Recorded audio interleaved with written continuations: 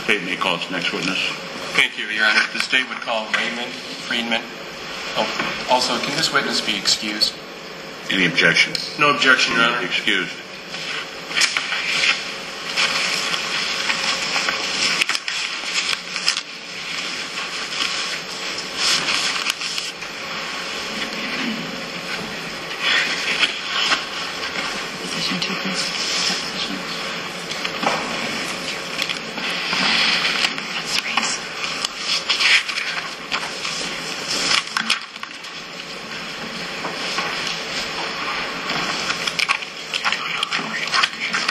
Step up here, sir, and I'll swear you in.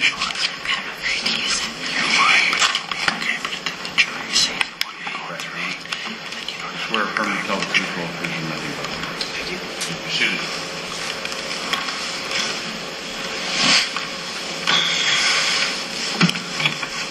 Please introduce yourself to the jury. My name is Ray Friedman. Would you spell your first and last name for the stand, for the record?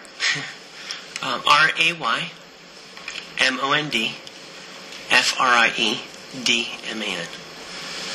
Mr. Friedman, where do you live?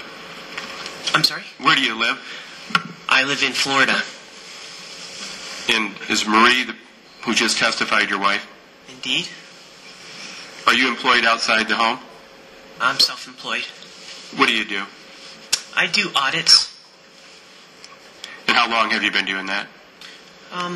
Probably about 3 or 4 years. In 2001, did you live in Iowa for a period of time? Yes. Do you know approximately when you guys would have moved to Iowa? I just remember my wife was going to have to do student teaching, so it was before school commenced, I guess like around the summer, sometime like around there. Do you remember what town you moved to? Storm Lake? And were you employed at that time? Before? No, I'm sorry. Once you moved to Iowa, did you become employed? Yes, by a company called Zelix. Zelix? Mm-hmm. And who was the owner? I'm sorry, could you spell Zelix? Xellex. I think it's Australian. I don't know. And do you know who the owners of Zelix? Yes, it was both Michael and Tracy at the time Roberts. What did you do for the business? I was basically a glorified salesperson. I was in charge of helping them out and making sales and some business decisions and things like that. When you worked for them, where was the office located? It was next to their home. In December of 2001, did you and Michael Roberts go on a business trip? Yes. Do you remember about what day it was when you left? I believe it was a Tuesday. And if, for reference point, if the shooting in this case happened on a Thursday, December 13th, was it the Tuesday before the December 13th? Yes, then it would be the 11th. Do you remember which airport you guys went to? I read the deposition from back in the day, and it was Minneapolis is what I recall. How did you get to the airport? We drove there. Do you remember whose car? Yeah, it was my car. You and who? Myself and Michael. And then, do you remember on that Tuesday when you went up to Minneapolis, did you stay there tonight or did you go somewhere else? I honestly didn't recall it, but my deposition or whatever, it's back in 2001, it said that we spent the night. So it's clear, are you looking at a report that was done by law enforcement? Yes, if you could provide that for me. Sure. That would be great. The witness, Your Honor? Would that help refresh your memory? Yeah, that would be helpful.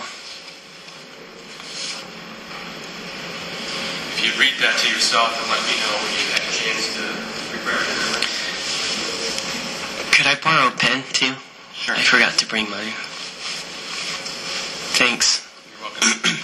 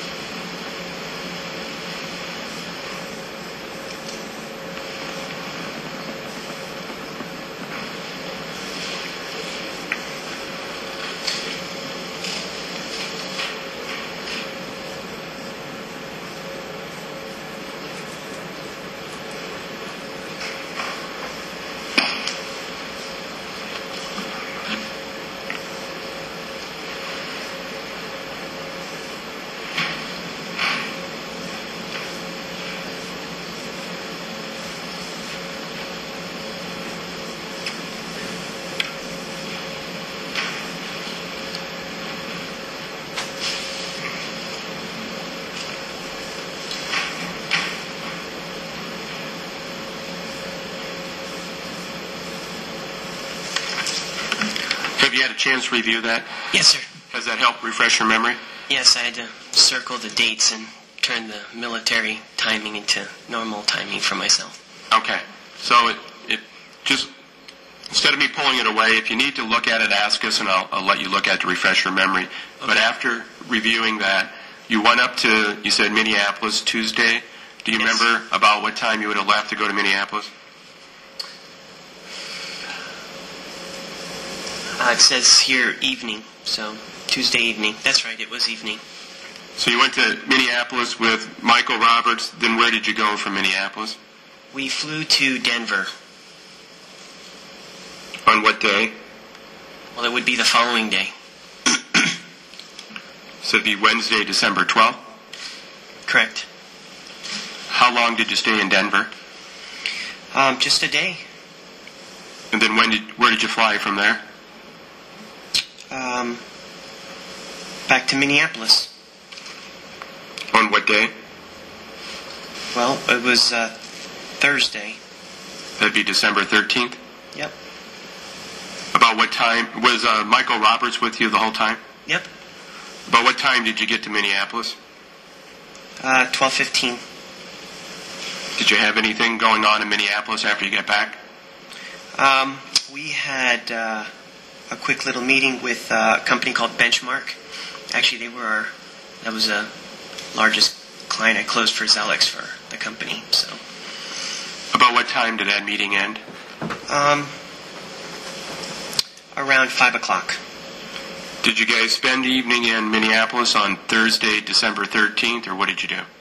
We visited with Ken Mayer. He was one of our instructors. We had just hired. We had 2 of them. And did you stay there the night then? No, we just went straight way back home. Who was driving on the way home? I was driving. Your car again? Mm-hmm. On the way back home, did at some point Michael Roberts either receive calls or make calls with the cell phone? We were just driving back home, and what I recall is he couldn't get a hold of Tracy.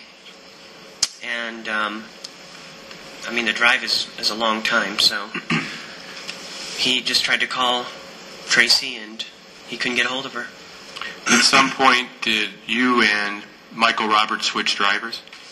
Well, yeah, he apparently he couldn't get a hold of her and tried to call neighbors, and I remember that he was on the phone and somebody from the neighborhood, it's a small town, right? I think only 500 people, said that something had happened, and he told me to drive faster, and I'm not an expert in driving those, the dirt roads.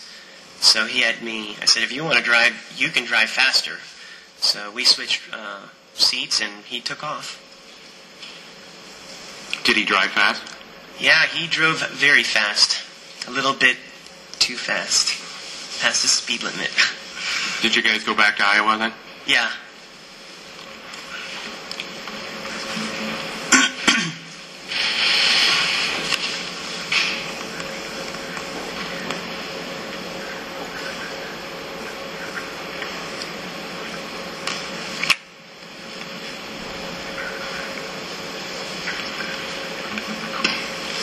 When you guys were driving back before the phone calls, where did you have to drop off Michael Roberts? In other words, were you dropping him off his house, or was his car at your house? Oof, I can't recall. I sure wish someone would have asked me 10 years ago. Okay. That's okay. It was highly likely that I would have parked my car, or I would have picked him up at his house if I had my car. Okay. That's what I would assume. At this point, you don't remember? No, but I don't ever recall him ever coming to my house and leaving his car there. Everything was always done at the Roberts home. Okay. Yeah, that was kind of the central command post or something. I don't have any other questions. Thank you. Okay. I think let's take our mid-morning recess at this time. We'll be in recess for about 15 minutes, ladies and gentlemen. Please remember the admonition I read you at the beginning of the trial. Okay, thank you. All right. I'm pretty sure she said all of that evening, but okay. You used to go paintballing with Michael Roberts and Dustin Weedy, didn't you? Yes, a few times. And in fact, you would go to deserted homes to play paintball. No, that's not where we only went. We went to several places. We went to open fields and places with trees, and Right. one of the places did have a vacant house. And you would sometimes hide in those vacant houses, right? Well, we would strategically hide anywhere. It didn't necessarily have to be the house. Right, but on occasion you did hide in the house. Yeah, I mean, I don't recall me hiding in the house, but I know that there were some people hiding in the house. And then members of the opposite team would try to get into the house. If somebody was in the house, of course. If somebody was not shooting from the house, we wouldn't bother with the house. And sometimes you would storm the house as a team to take out the other players. I mean, no, I don't feel like we stormed the house unless there was one person left. You know, if there was all of us, because what happened is if you get shot, you become part of the other team. So, you know, based on numbers, if you're the last person and there's 10 people, then there's 9 people against you. So by nature, you know, you kind of try to get that one person wherever they are. Sure. So sometimes that would involve storming the house. If that person was in the house. Right, to try to gain access to the home to shoot them. No, not to get into the house. It was they would surround the house, and if the person was in it, then everybody would shoot at the same time. But to be very frank, I don't really even recall. I know that was a tactic, but I don't really recall that it really even happened. Maybe one time it was close, but that was it. Wasn't. I know people keep making a big deal about the paintball, but that was a very small aspect of the game. Mr. Friedman, if I could continue asking questions. Yes, okay. When you went paintballing with Michael Roberts and Dustin Weedy, you didn't enjoy going paintballing with Dustin, did you? I can recall playing with him only once, and anybody was invited. It was something that Michael did as a ministry, so he invited Dustin, and you know, the only thing I didn't like mostly was when I shot him, he did not play by the rule. You know, he pretended as if he didn't get shot. Right. And so you felt he wasn't playing fair. Nobody likes when people don't play fair. Right. And when you told him he wasn't playing fair, he got belligerent with you. Isn't that true? Yeah, that's what I recall. You also told your wife that you didn't want her around Dustin Weedy. That's correct. You had really bad instincts about him. Yeah, but I think I should clarify about my wife not being around him. The first event was, I think my wife was in the house, in the business house, and she answered the door. My wife is very hospitable. She ministers to everybody. So when she sees anybody, she's very, she says hello and, you know, buys cookies and, you know, take the food off my plate to give to them. So she's that kind of woman. So when he opened the door, she was very nice to him, and I saw that he was very receptive. And I had been observing him that he was a little bit different, very unique, and didn't look at your face. So I felt uncomfortable with her, talking with him. I didn't want him to get the wrong ideas. So I didn't want her to be, to do that. But to hang around, there was no time that Marie would be hanging around, right. him. But you told her that you wanted her to stay away from him. Yes. Mm-hmm. You thought there was something wrong with him, isn't that true? Yes, he was quiet, as I said, didn't look at your face, and he just was, he was kind of a loner, and, I try to live a quiet life, Right. So I don't want any problems. And in fact, do you believe that there was a dark shadow about him, isn't that true? I'm going to object at this point. This calls for speculation. It's not relevant. Your Honor, I'm only asking for the witness's observations and opinion. Is this in regard to a conversation or some previous statement? Yes, Your Honor. He has made this statement in a deposition. Statement's overruled.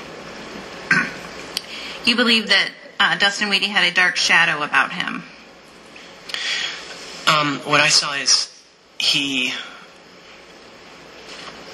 biblically speaking, he was not saved, and I felt like he needed a savior, and I believe that anybody who doesn't know the Lord, that his life is hopeless. And I just think that maybe he felt hopeless at the time.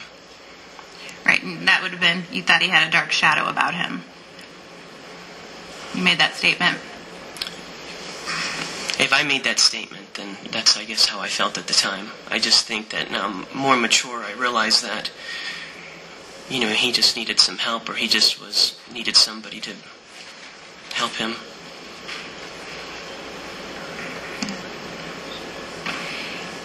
You also stated that there was something negative about him as well, didn't you? I think that would be the same. I think that's what I was saying in the context of your previous statement. But you made two separate statements. One, that there was a dark shadow, and then one, that there was something negative about him. Is that true? Yes. You told Michael Roberts on occasion that you didn't think he should have Dustin Weedy around the office. Isn't that true? Yes, I believe that. On December 13th, 2001, you had initially planned to come home the following day, December 14th, 2001. Isn't that true? I would like my sheet again, because you guys are asking me to recall dates from 10 years ago, so I'm not that good. So I'd like, if I could have my sheet back, that would be great. Yeah, he can certainly have the sheet back. Thank you.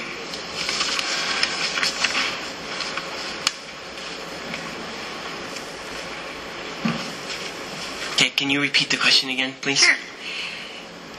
You were originally scheduled to come home on December 14th. That's why your wife was spending the night at Ms. Richter's? Yes, I remember that she was spending the night. I don't remember when I was supposed to come back. I just remember on my writing when I did come back. Right. But she would plan to spend the night at Ms. Richter's because you weren't supposed to be there. That's correct, for sure. Okay.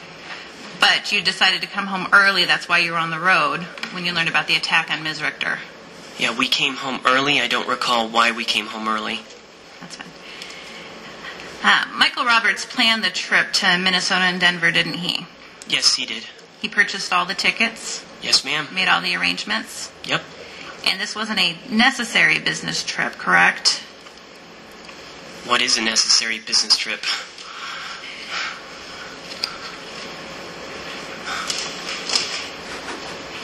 I do.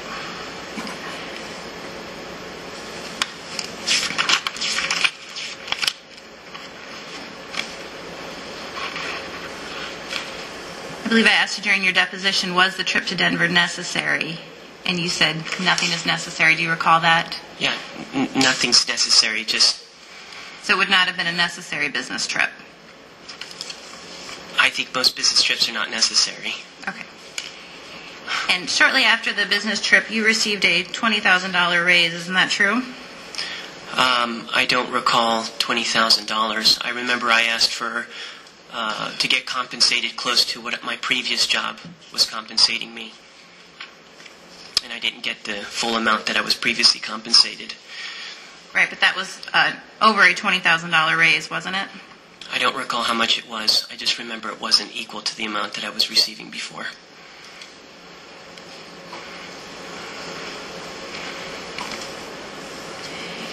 And you recall on October 12th when I conducted a deposition with you. Over Skype? Yes. Yes, ma'am. And at that time, you indicated that you had received a raise of over $20,000, raising your pay from $60,000 a year to $80-something. Isn't that true? What page, Counsel? Page 42, line 7 through 12. Thank you.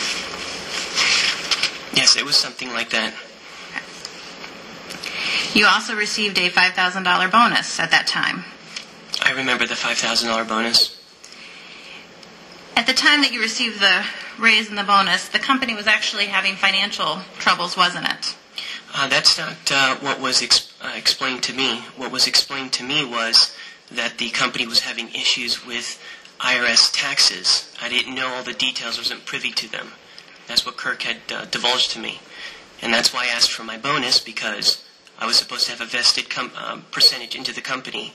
And I know too well, having a master's in accounting, that you do not participate in partnership with an organization that has an issue with the IRS. So the sweat equity was out the door, the concept. So I wanted to get compensated almost equally to the same amount that I was previously being made. Sure. And at that time, you understood that there was an outstanding tax bill in the 6 figures, didn't you? That's what was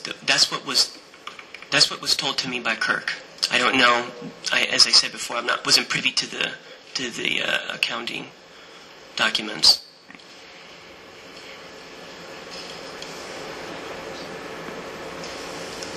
You made a statement to law enforcement on December 14, 2001. Do you recall that? This one here, ma'am? This? Yes. Yes, page 2.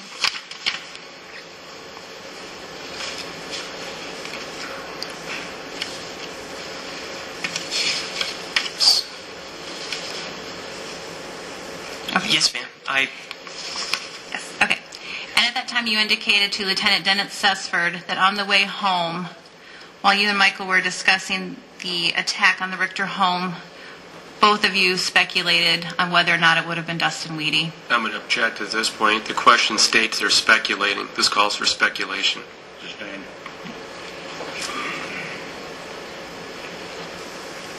What was your best belief at the time? Objection, again, calls for speculation. Sustained.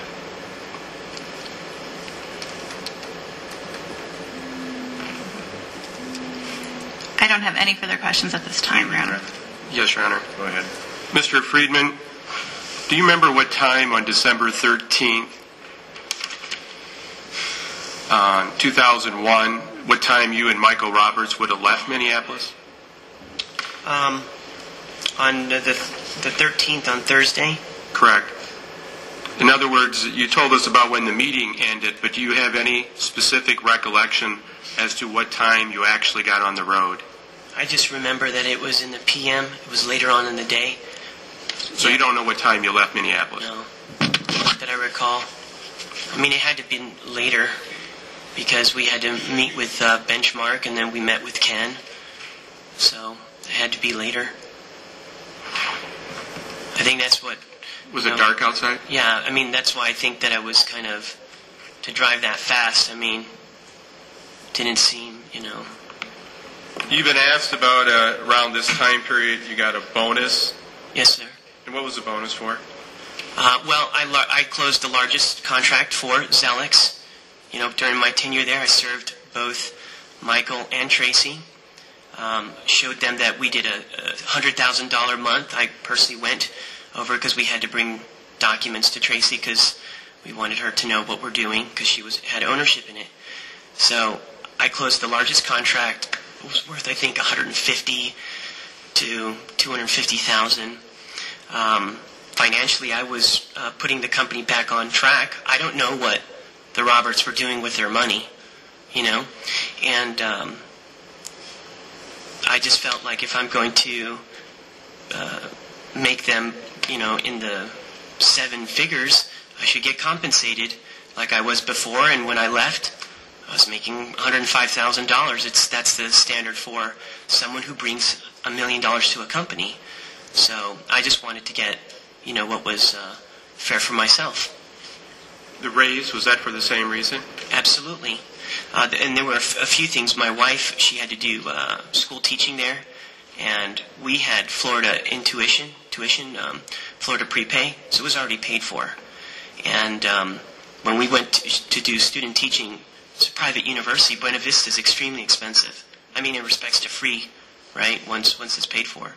So with a combination of me closing those large contracts, finding out that I didn't know what the Roberts were doing with the IRS. I didn't want to be vested in the company anymore. So I just wanted to get paid like a normal salesperson, and that was it. I didn't want to have what to me was sold. The concept when I moved to Iowa, I'm a city boy, so I left the city to go in Iowa and work at a place where there's 500 people. That's extremely abnormal when you work for a company that does $20 billion or $30 million. So that was something that we were able to compromise because I thought that I would get a 20% share in the company. And I had to work for a handful of years to get vested into it. And then as I saw everything evolve, and I just didn't want to have anything to do with the actual company, the corporation, which eventually I just left and got a better paying job, and, it's been the same since I left. So...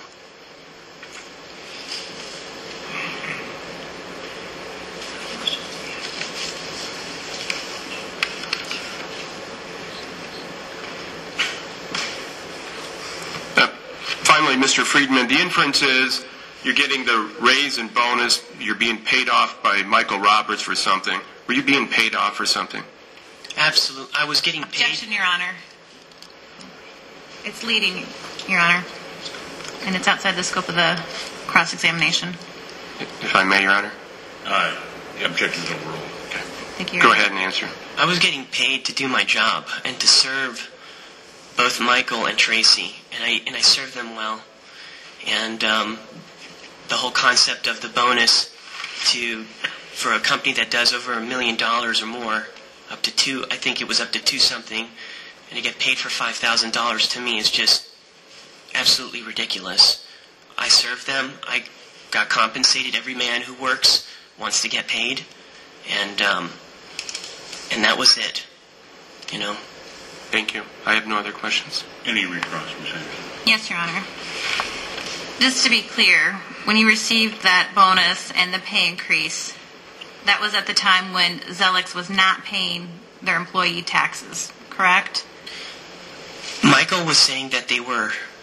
Kirk said that through his accounting that there was an issue. I know that maybe there was a letter or something, but you have to understand that Kirk, again, having a master's in accounting, I'm versed in accounting methodologies and different types of, things like that. Kirk was an attorney, so he's not an accountant. So that was not his expertise in that particular discipline. So I didn't know what to take or who was saying what. Michael was saying that, no, that the accounting was incorrect and that there was a loss. I don't know. Right, but I don't know what to tell you except that I wasn't privy to the actual documents. You believe that that because the company was not paying its employment taxes, that the company was no longer very valuable. That's partially true, but that's not entirely true. I didn't want to be in partnership with chaotic partners, the way they do business. I pay my taxes, I come home to my wife, and I take care of my children. Right, and you didn't want your name associated with a company that wasn't paying its taxes. It was just also the way things were done. Things should be done in order. And it wasn't, you just never knew what was going on. So it was more than that. And I didn't like the roller coaster ride there. As I said, I live a very peaceful life, and I don't want to be involved in other people's issues or chaos. Right. Yeah. Thank you. No further questions this time, Your Honor. No other questions, Your Honor. Mr. Fallon, thank you, Mr. Friedman. May this witness be excused. Any objection? No objection, Your Honor. Witness may be excused. Thank you. Thank you, sir.